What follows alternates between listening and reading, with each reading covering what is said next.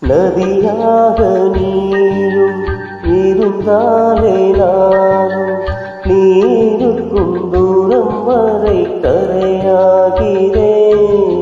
இரவாக நீயும் நிலவாக நானும் நீருக்கும் நேரம் வரை உயிர் வாழ்கிறேன்.